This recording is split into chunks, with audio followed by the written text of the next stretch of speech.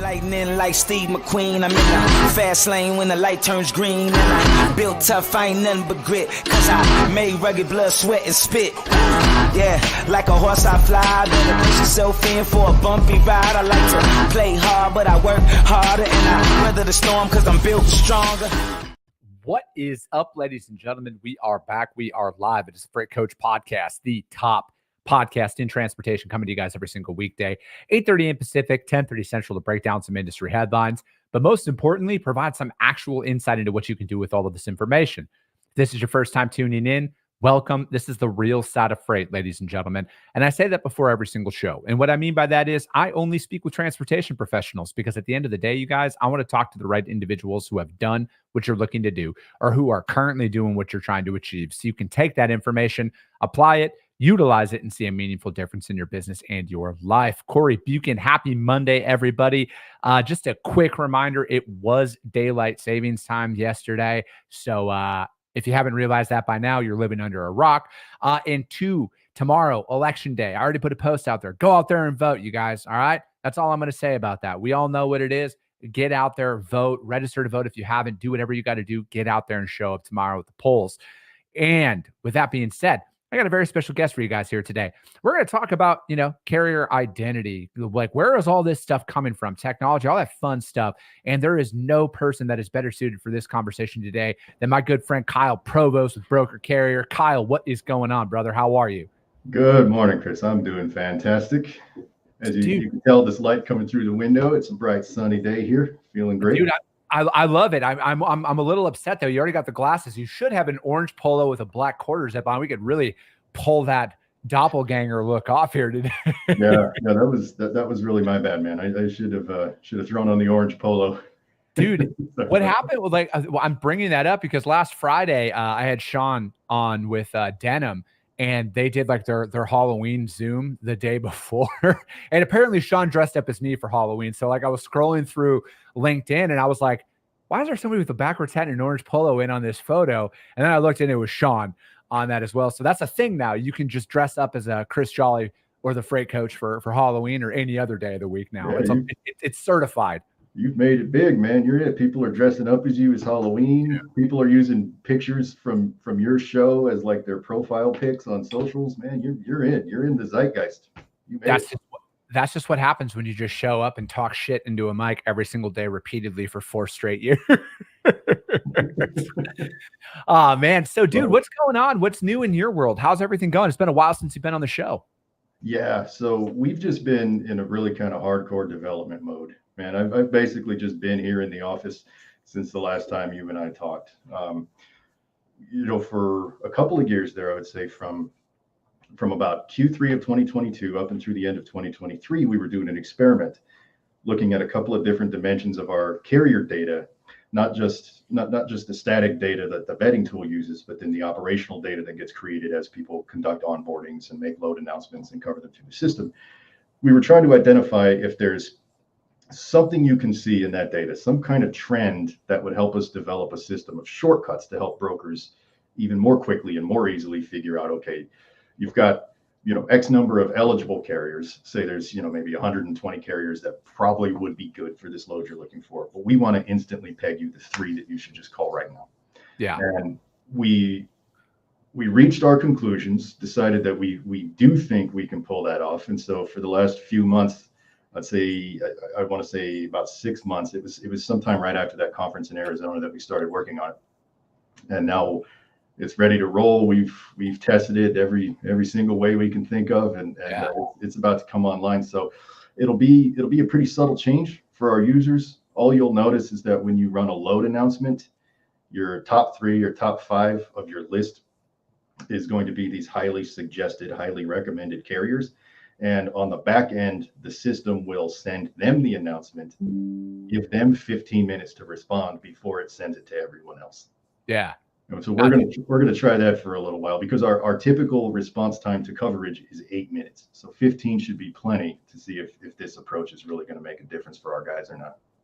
I think that, as we've developed all of this stuff out, I think that, giving, not necessarily prohibiting a carrier from getting freight was like our big mission, because I feel like there's a lot of stuff that's out there right now that, because like I get asked by drivers all the time. They're like, hey, with all of these systems that are out there, it's like there's like more and more hoops that they got to jump through. They feel like to get business, and then it's like, and then it the parameters behind it.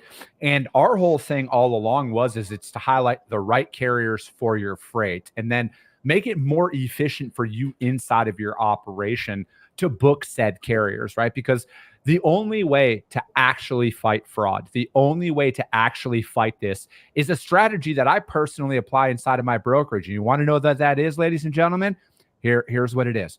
I use the exact same trucking companies repeatedly on my customers' freight.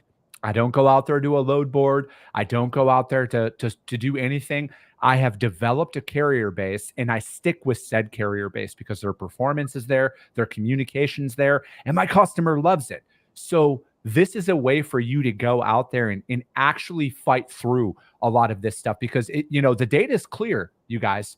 Freight theft, identity theft, all of that is on the rise. It's continuing to go up. So therefore, said problem is still there. But this is the only way that has ever worked, and this is the only way that's ever going to continue to work, is when you found that trucking company that does everything that you're looking for, keep using them. And now a tool like this, man, this just like it props them up and it keeps your top three because, like for me, man, inside of my operation, we have our primary, our secondary, and I always call them my oh shit carrier, right? Like ultimately, they're the one, they might be a little bit more expensive than everybody else, but I know beyond a shit, like they're going to be there and they're going to do it. And that to me is like, it's just the most effective way to do it. And especially because most businesses out there are small business, like I'm doing both roles inside of mine, carrier sales, customer sales. I'm doing all of that stuff, as are most people out there. This gives you a way to streamline all of that to where the people that you're reaching out to, where you don't have that thought in the back of your head, am I booking the right person or not? Yeah, absolutely. And that's what tools like ours can only go so far, right? What we can help you do, the vetting portion of the tool can help you figure out if you're dealing with a legitimate carrier or not. Yeah. Right? Okay, but that's only step one. Step two is to establish communication with that carrier, get a feel for if this is somebody you even want to work with. Yeah. Move on through the process, give them a shot, send freight with them once, if the risk profile is right. And then you have to look at their performance afterwards. Did everything go smoothly? Okay, they get another shot. If they made, if they made some mistakes, if they caused some problems, if things didn't go smoothly, if they didn't sign the BOL, something just silly like that went on, that's great. You have a tool like Broker Carrier to go and source another carrier next time you need to move that same load on that same lane, right? Yeah. Now, eventually, you get to a point where you have found your A team, you have found your dozen or so carriers for your lane who never make mistakes, who never cause problems, who do you right, who you enjoy working with, and now you're done. You don't need a sourcing or onboarding tool for that lane anymore. Yeah. Right? So that's the thing we've been most proud of is so many of our customers have gotten to that point. We see them, they in the load announcement data, it just drops off. Such and such customer just never announces loads on this particular lane anymore because they don't need to. They found their A team, right? So that's the reason why we've kept our prices grounded in reality, is because our job is to get you to where you don't need us anymore. Yeah. No, I'm right there with you, right? And as it should be. And this has never been one of those things where we're out here talking about load boards or anything like that, because load boards are a great tool. They're an effective tool, but for a point, right? Like you shouldn't need to continuously post the exact same lane every single day or every single week, or however the volume of freight that you have coming through. You shouldn't have to continue to post that stuff, right? You bring it all in, you have all of that in internal data, and now this just compiles all of said data for you, because ultimately, you guys, every piece of carrier data out there is sourced through the government. It's government data. It's all public data when it boils down to it. And, that's why it's like, that was one of our big things about putting that free tool out there for people to use, right? Where it's like, hey, you guys, here's the information, make that decision based on what's already out there. Yeah. I enjoy having this conversation with our more intrepid, more technologically curious customers, and then other people who just reach out, is where does all this data actually come from? Yeah. And you have two very distinct pools of carriers that you have to consider. The easy ones are the interstate carriers, and then the slightly more difficult ones are the intrastate only carriers. Right. So we'll start with the interstate carriers. They, because they conduct interstate commerce, are therefore beholden to a federal agency called the FMCSA, who we all just know and love, right?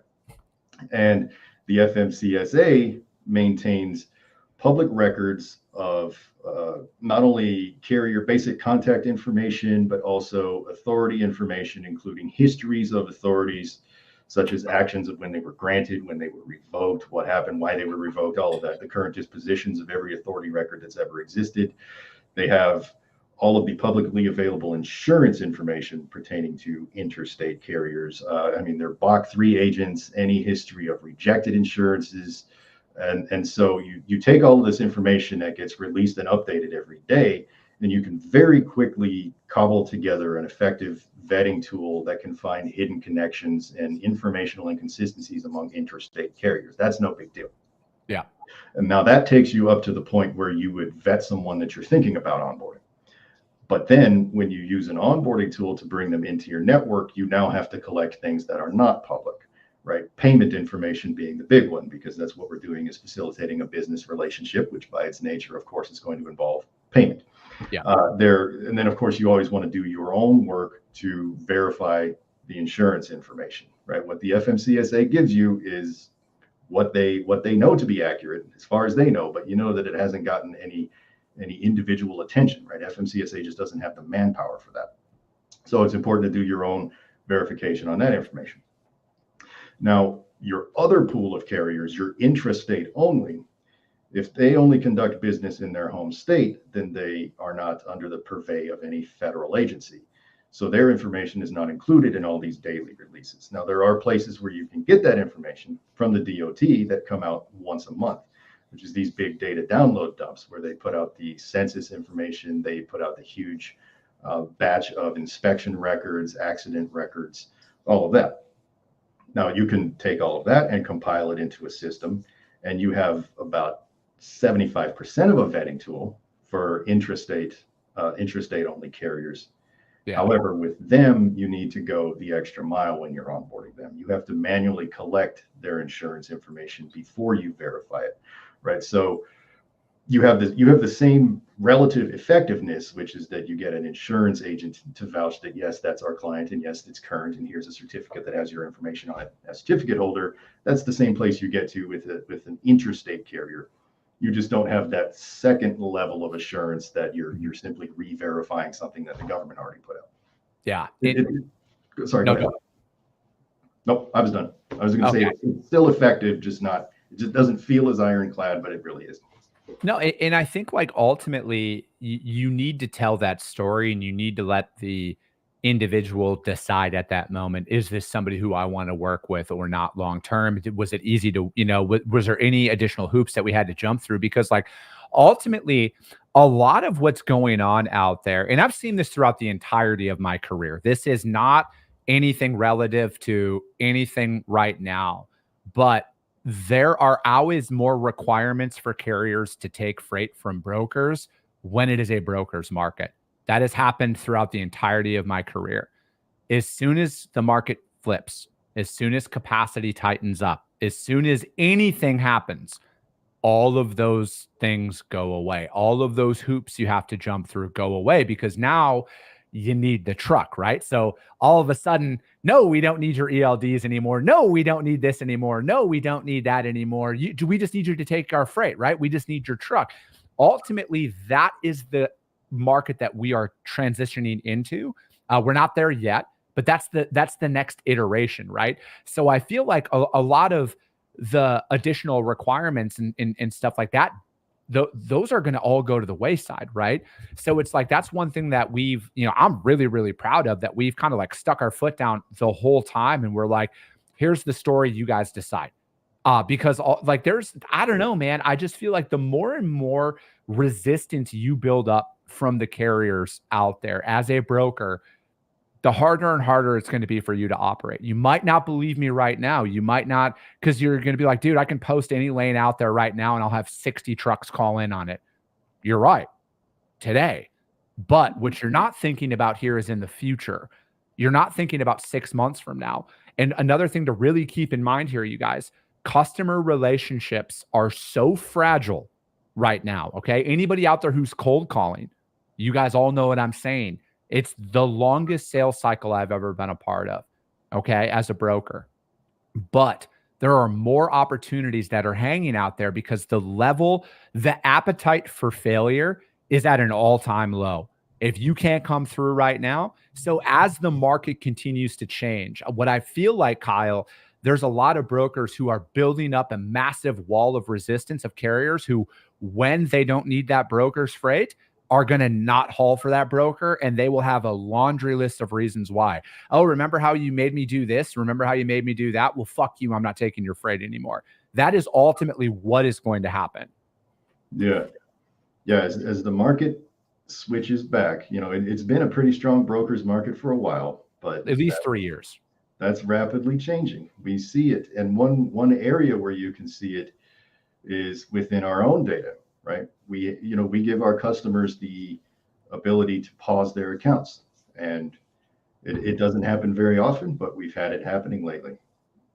Our customers are pausing their accounts because they've got their few carriers that they can work with. They've got their little bit of freight that they can move, and they're really not sure how the next few months are going to go. So as you see that happening, one reason why they might be having some difficulties is because they made it too hard for carriers to work with them. They asked for too many extra pieces. I think something that's happening, and this is just my theory. I'm sure folks at various conferences and summits would love to argue with me about this. But I think a large part of the freight industry has conflated operational security and cybersecurity principles together. Okay. So when you go and treat a real person, a real business, a motor carrier, like they're just a data item, and you screen them in the same way that you would screen a user account or a login attempt or a connected device on a network, you basically just put up this wall of zero trust, and it's up to you to prove that you're perfect before you get any trust, right? That's the way you treat electronic systems, not people. But as the freight industry, which, I've made no secret of the fact that I've assessed the freight industry as being very far behind in technological principles compared to other industries. Mm-hmm. People are learning about cybersecurity and operational security at the same time, and they're getting them mixed up together, and they're treating people like systems, and it's creating a lot of problems for them later. I know if I was a motor carrier and somebody demanded that I show them the title to my truck and give them the admin login for my ELD, I'd say, well, good luck with all that, but I'm going to go work for someone that treats me like a person. Yeah. And as this market shifts back into carriers' favor, you're going to see a lot more of that. This 8,200 broker authorities that have lapsed or gone invalid over the last few months, you're going to see that rate accelerate. It's going to go back down. I would bet you this, that probably by Q3 of 2025, it's going to be back down to where there are fewer than 20,000 active broker authorities. Remember, it hovered around 19.5, 19.7 for the majority of 2021 and 22. Mm-hmm. I think that's where we're going. This 27,000 whatever active broker authorities is not going to be the number for much longer. Oh, dude, I'm right there with you. I've been saying that on this show for a while. I truly think the mass exodus from this market is going to come in the form of freight brokers, and I feel, and again, it doesn't have to be this way, right? Like there's still time for people to change their ways, but I don't see that happening. And ultimately, I feel like it's swung kind of too far with it, right? Where it's like you have some brokers out there have a conflated sense of driver, you do what I say, dance monkey is essentially where it's at. And, again, if you don't believe fucking a shred of what I'm talking about here, I want you to go join some social media groups that are driver focused. Okay. Don't even pay attention to the posts about how shitty brokers are. I want you to pay attention to the screenshots of emails that are being sent from brokers to drivers. All right. And then I want you to think a little bit more pragmatically about what I'm talking about here. Okay. Because what has been built up is a major wall between what you have to do to haul my freight. And although it is very opportunistic in today's day, whether tomorrow changes things in the election or 2025, whatever happens here, you guys, it will revert back. And I'm seeing and I'm feeling this. And again, you guys, just take this from somebody who actually fucking moves freight every single day. Okay. The actual conversations that we have with the drivers who haul our freight. I don't think a lot of people are very prepared for what could happen based on the level of disrespect and everything else that has happened and the hoops that they've had to jump through. And again, back to my statement of this is coming from somebody who actually moves freight. I understand the realities of booking loads probably better than anybody else who talks about it in this space. Okay. But with that being said, you guys, software is a tool for you to enhance your capabilities ultimately, right? A lot of this data that is out there tells a story. If you see, hey, so-and-so, this carrier is associated with that carrier and that carrier, probably shouldn't use them. Does that require you to go out there and publicly lambaste them? Probably not. I would say that it's probably just best to find a carrier who fits inside of that and move on. I mean, I know that I just had an attorney on the show a couple weeks ago about a site that is now making it impossible. Like they're not removing bad reviews on carriers. So I feel like I don't know. I just have a different feeling right now, man. It's just my gut. All right. Ultimately, my gut is very rarely wrong about what can happen from this. And when you make it so hard to work with, eventually you're going to find it very hard to even have a business. Yeah. I mean, it's extremely important to remember that in the age of social media, in the age of electronic communication, your reputation for how you treat people extends very, very far beyond the circle that you think it does. People you've never met, people you've never spoken to could potentially have seen emails or texts or chats that you've sent people, or potentially could see social media posts that you've made. Yeah. Right. And I've been just as guilty of it as anybody else. I've said things in emails that I might not, shout with a megaphone at a business conference, but that's just, somebody that I'm talking to in confidence who I know can handle what I'm telling them. Sure, it happens, but you never think you're going to hop on Reddit and see your private email blasted on the screen. I can't imagine how that makes these carriers feel. Yeah. They're just trying to drum up some business and feed their families. And some broker treats their communications like it's an item for social media content, like it's some kind of silly joke. Yeah. And that kind of treatment, without that layer of anonymity that some of these platforms provide, that would be putting brokers out of business, that kind of behavior right there. And I wish it would, honestly, because we just don't need that in any industry, let alone one that has so many moving parts like this. And that I didn't mean that pun. But no, I it's all good. I just look at it as, out of all of the freight that I've moved in my career, man, I can say this with 100% confidence. 95% of the people that you interact with, drivers, carriers, they just want to provide for their family. They want to be told the truth. They want all the low details, like if you failed on it yesterday and now they're a quote unquote first come first, or all the bullshit that brokers set them up. They just want the truth, right? Like that's why I always say, to me, it's the little things, right? If a load weighs 42,300 pounds, don't tell somebody it weighs 40,000 pounds. All right. Just tell them it weighs 42,300 pounds. Because to me, the type of person that I am, if you lie to me about that, what else are you lying to me about? Right. And then we just dig ourselves into these holes and then we make it a lot like this job is challenging enough. We don't need to make it any harder than it really is, and I look at it as it's going to boil down to some core principles that the next wave of what comes down to it is just giving them everything, right? Like, again, I have yet to receive a bill of lading from a customer of mine that doesn't have load information, that doesn't have a pickup address, that doesn't have points of contact. Literally every single one of them has all of it.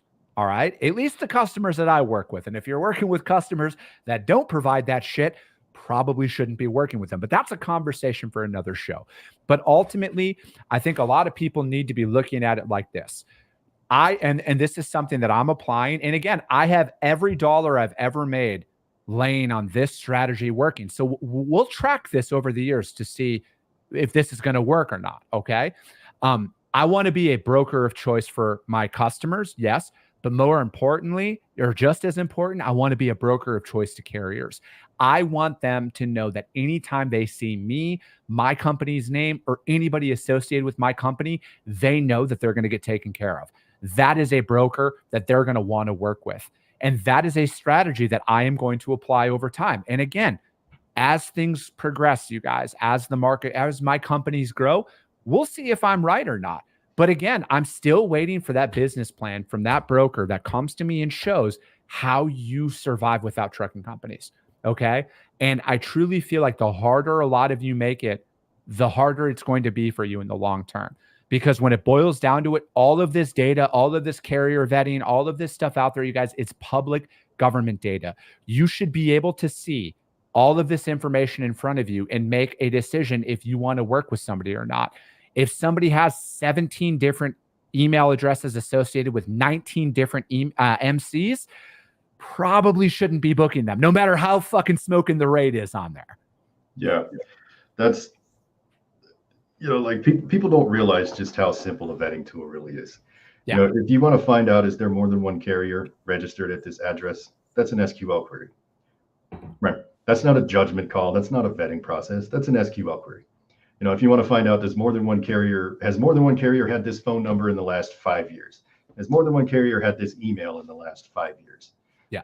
That's an SQL query. It's any idiot CS major at any college could build that, right? That's not the point.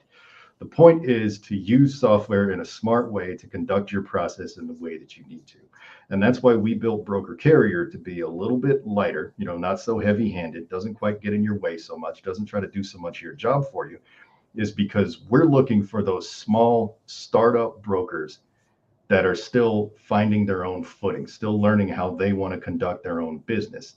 And we help them develop that judgment and develop those good, strong relationships with the carriers that they want to keep. Yeah. Right. These super heavy-handed platforms, and we've all seen them. We have a few in our space too, that just demand that you be able to electronically prove every single thing about the history of your business. And they want extremely intrusive access into all of your systems. Well, that sort of platform has a purpose. That has an intention. They're trying to usurp those giant mega corporations from the incumbents. That's what that's all about, right? When your customer is a brokerage that has 500 brokers working and 10 compliance people, and nobody really has time to give anything a personal touch. Okay, there's your use case for these super heavy-handed tools that don't forgive anything, right? But that's not who we want to work with, and that's not 95% of brokers. Yeah. Our tool is just like a phone. Everybody has a phone, but some people make sales and some people don't, right? Well, software is a tool too. Everybody has access to it. Some people know how to smartly use it and some people don't. And that's just life. Tech is never going to fix that. And really to eliminate the overall fraud problem in the industry, what freight lacks to that end is professional training standards, universal professional training standards. There is no standardized body of knowledge for how to become a freight broker. Not anything equivalent to a CDL for getting to be a freight broker. If the industry had that, I think a lot of us tech nerds probably wouldn't be in business.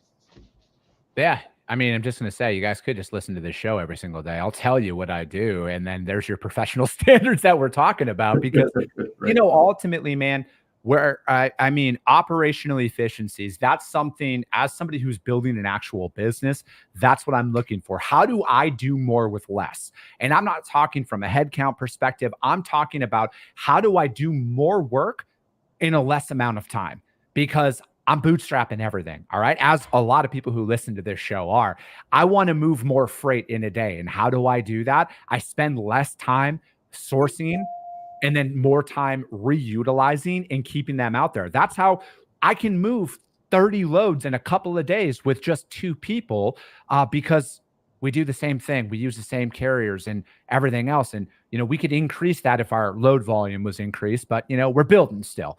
And ultimately, that's what it boils down to. It's repeatable, scalable processes that we can grow so we can hire more. But that is going to be it for today, ladies and gentlemen. Kyle, thank you so much for joining me, man. I really appreciate it. You guys know how to find him. If you don't, hit me up. I will gladly put you guys in contact with him and broker carrier. But that's going to be it for today, you guys. We'll be back tomorrow, 8:30 a.m. Pacific, 10:30 Central. As always, subscribe to the show, you guys. Share it out there to your network, because if you see value, your network sees value as well. Kyle? Go vote. Go vote. Exactly. I appreciate you guys. I love you guys, and we'll be talking.